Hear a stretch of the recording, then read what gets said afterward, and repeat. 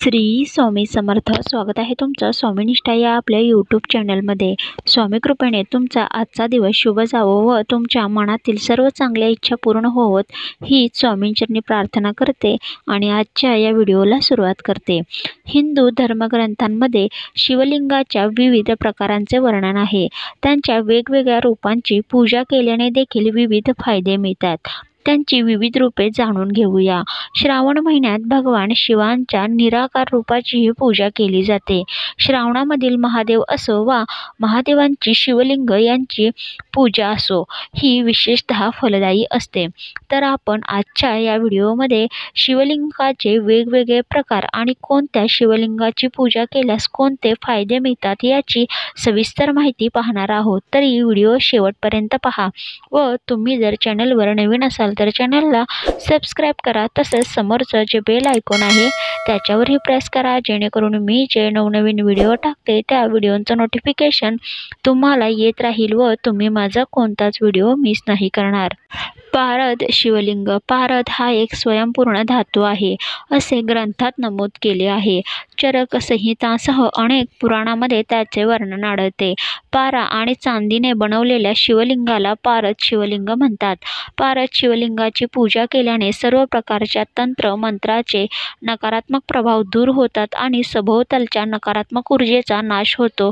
असे मानले जाते की महाकाल आणि महाकाली स्वतः पारद शिवलिंगाच्या उपासकाचे रक्षण करतात. श्रावण महिन्यात पारद शिवलिंगाची पूजा केल्याने धन आणि संपत्ती मिळण्याची इच्छा पूर्ण होते अशी धार्मिक श्रद्धा आहे. असे म्हटले जाते की पारद शिवलिंग दुकानात किंवा व्यवसायाच्या ठिकाणी ठेवल्याने व्यवसाय वाढतो, यामुळे आर्थिक समस्या दूर होतात. जव आणि तांदळाचे शिवलिंग. श्रावण महिन्यामध्ये जव आणि तांदळापासून बनवलेल्या शिवलिंगाची पूजा केल्याने शिवभक्ताला पुत्र रत्न प्राप्त होतो. त्यामुळे ज्या जोडप्यांना मुले नाहीत त्यांनी शास्त्रानुसार जव आणि तांदळापासून बनवलेल्या शिवलिंगाची पूजा करावी. असे मानले जाते की असे केल्याने शिव प्रसन्न होतात आणि जोडप्याला संतती सुख मिळते. पुढचा शिवलिंगाचा प्रकार आहे तो म्हणजे खडीसाखरेचे शिवलिंग.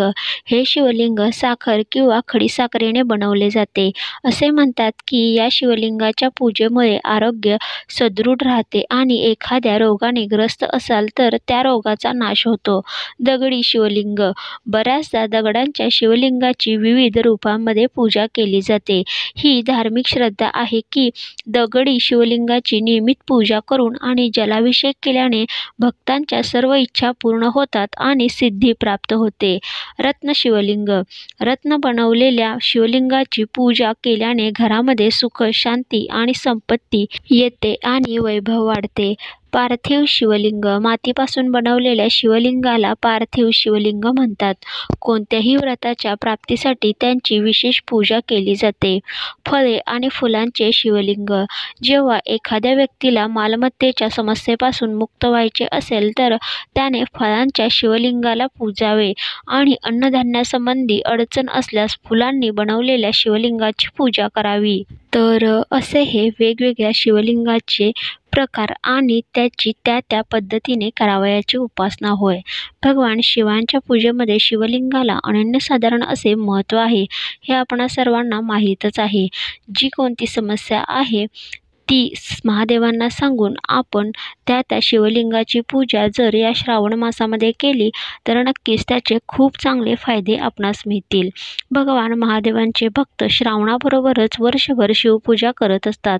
पूजेसाठी पिंड कशी असावी, पूजेत कोणते साहित्य वापरावे व कोणते वापरू नये याला आध्यात्मिकदृष्ट्या महत्त्व आहे. तर याच पिंडीबाबतीतले काही महत्त्वाचे नियम आता आपण पाहूया. घरातील देवघरात महादेवांची पिंड ठेवावी, मूर्ती नको. देवघरातील पिंडीवर नाग नसावा. पिंड साधी दगडी असली तरी चालते, मात्र शक्यतो पितळेची असावी. देवघरातील पिंड 3 इंचांपेक्षा मोठी असू नये, ती 3 इंचांपेक्षा छोटी असावी.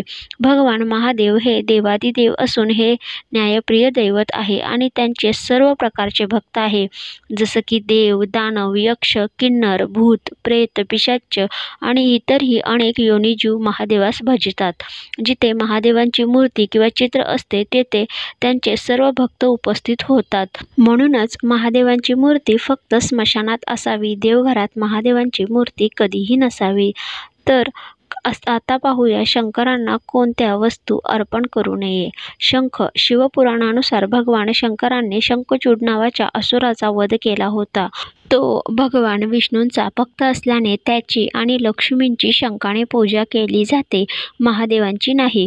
हळद कुंकू. भगवान शंकर आजन्म वैरागी होते, त्यामुळे शृंगाराशी संबंधित कोणतीही वस्तू त्यांना अर्पण केली जात नाही. हळदीलाही सौंदर्यवर्धक मानले जाते, त्यामुळेच हळद किंवा कुंकू भगवान शंकराला अर्पण केले जात नाही. या गोष्टी भगवान विष्णूला अर्पण केल्या जातात. तुळशीपत्र. असुरांचा राजा जलंधर याच्याविषयी असलेल्या एका कथेनुसार त्याची पत्नी वृंदा तुळशीचे रोपटे बनून गेली होती. भगवान शंकरांनी जलंधराचा वध केला होता, त्यामुळे भगवान शंकराच्या पूजेत तुळशीपत्र न वापरण्याचा पण वृंदाने केला होता.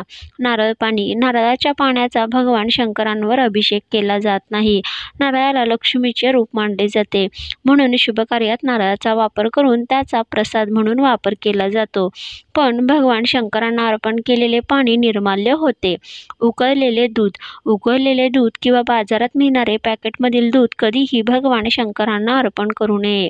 त्यापेक्षा गंगाजलाने अभिषेक करा. बाजारात मिळणारे पॅकेटमधील दूधही उकळलेले असते, त्यामुळेच त्याचा वापर करणेही टाळावे. केवड्याचे फूल. भगवान शिवांच्या पूजेत केवड्याचे फूल वर्जित आहे. शिवपुराणानुसार ब्रह्मदेव आणि विष्णूच्या वादात खोटे बोलल्यामुळे केवड्याला भगवान शंकराने शाप दिला होता.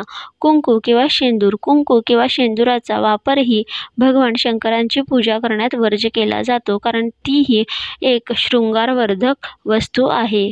तर मित्रांनो, अशी ही भगवान शंकरांच्या पूजेमध्ये कोणत्या वस्तू वापरल्या जाऊ नये याची सविस्तर माहिती. तर मी तुम्हाला जे शिवलिंगाचे प्रकार सांगितलेले आहेत, त्यामधील तुमच्या समस्येनुसार, तुमच्या इच्छेनुसार तुम्हाला जे पाहिजे त्या पूजेनुसार तुम्ही कोणतेही दगडी शिवलिंग, पारद शिवलिंग, फुलांचे शिवलिंग, खडीसाखरेचे शिवलिंग, जी कोणती समस्या असेल त्याप्रमाणे घरामध्ये शिवलिंग स्थापन करून त्याची पूजा करू शकता. या श्रावण मासात तुम्ही असे कोणतेही शिवलिंग घरामध्ये नक्की स्थापन करा आणि भगवान भोलेनाथांची जेवढी जमेल तेवढी जास्त सेवा करा. तर मी या श्रावण मासामध्ये भगवान भोलेनाथांच्या वेगवेगळ्या सेवा, उपाय, तोडगे यांची सर्व सविस्तर माहिती देणारच आहे. तर मी रुद्रपाठ कसा करावा याची ही सविस्तर माहिती व्हिडिओमध्ये सांगितलेली आहे. जर अजूनही तुम्ही तो व्हिडिओ पाहिला नसेल तर अवश्य चॅनलवर जाऊन पहा. आणि अजूनही जर चॅनलला सबस्क्राईब केलं नसेल तर सबस्क्राईब करा, व्हिडिओला लाईक करा आणि कमेंट करून नक्की सांगा. तर भेटूया अशाच एका नवीन व्हिडिओसोबत. तोपर्यंत झालेली सेवा. श्री स्वामी समर्थ. महाराजांच्या चरणी रुजू. श्री स्वामी समर्थ.